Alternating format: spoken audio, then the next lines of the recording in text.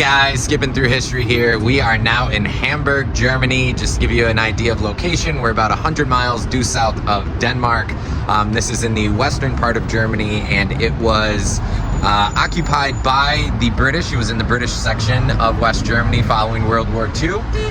Pretty good location for World War II in that strategically for the British, they bombed the heck out of it because of its location to the North Sea and Jutland, if you remember Jutland, the Battle of Jutland in World War I. Lots of good historical sites, lots of cool stuff that we're going to check out in the next couple days, so let's go.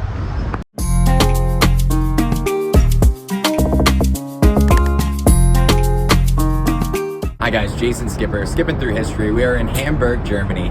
Now, as World War II was starting to turn in favor of the Allies after Operation Barbarossa, Franklin Roosevelt and Winston Churchill met in Casablanca and decided that they would now turn the tables on the Nazis and basically give them a little taste of what they did with Warsaw, what they did with Rotterdam, and of course what they did in the Battle of London, in which they just carpet bombed the entire city to try to break the morale of the people. And it was decided that the British would do this against Hamburg. So in 1943, at the very end, July 25th, they started what was known as Operation Gomorrah, and for the next 9 days, they just bombed everything of Hamburg.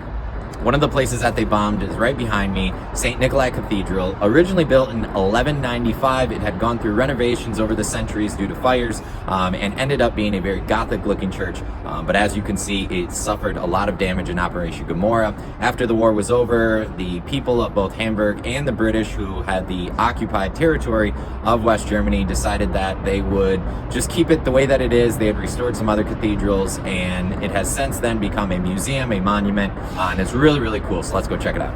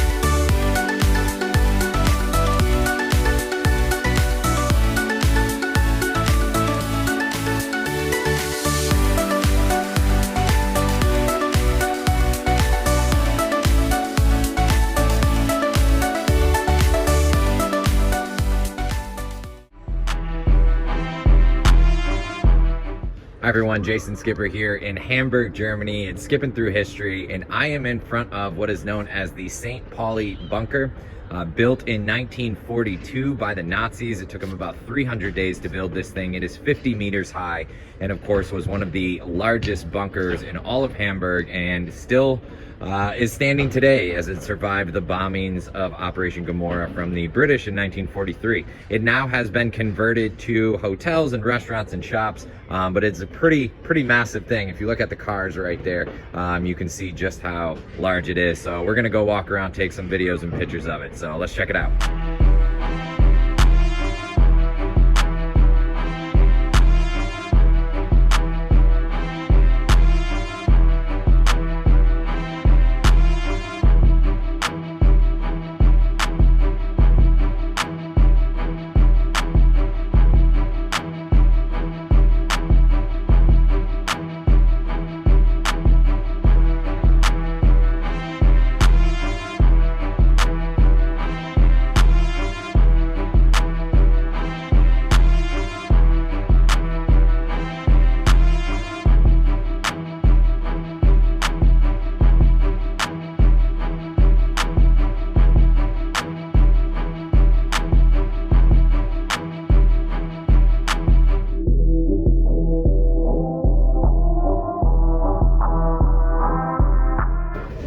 The irony of it all is that they are currently having a bit of a carnival around this place.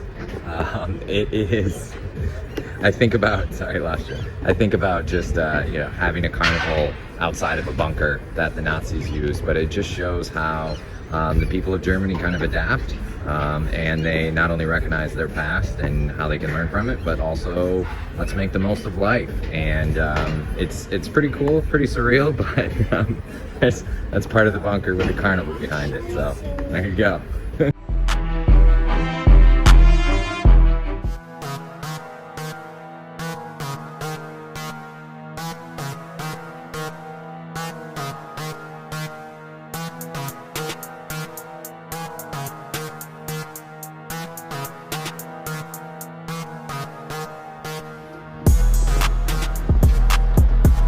This is the view from the top of the bunker.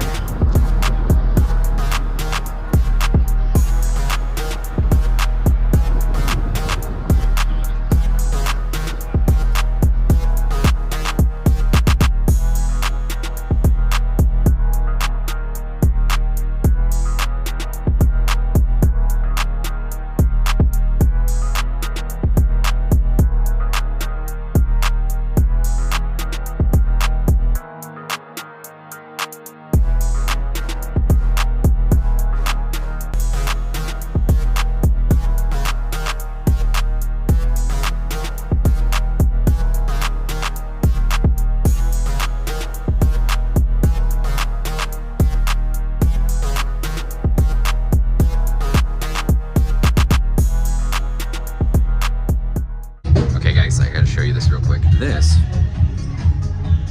is a spot where one of the main turrets, I think that's how you call them, big guns, of the bunker. That's where it was set up. You can see they had the full view if they needed to fire it. And now it's a bar. So take that, Nazis.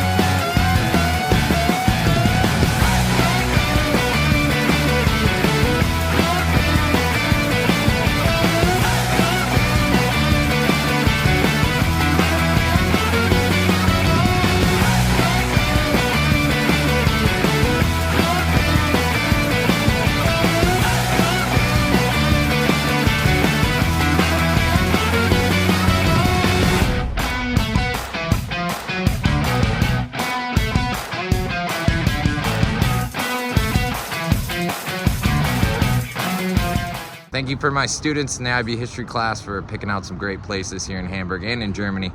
Next stop is going to be Cologne. See you there.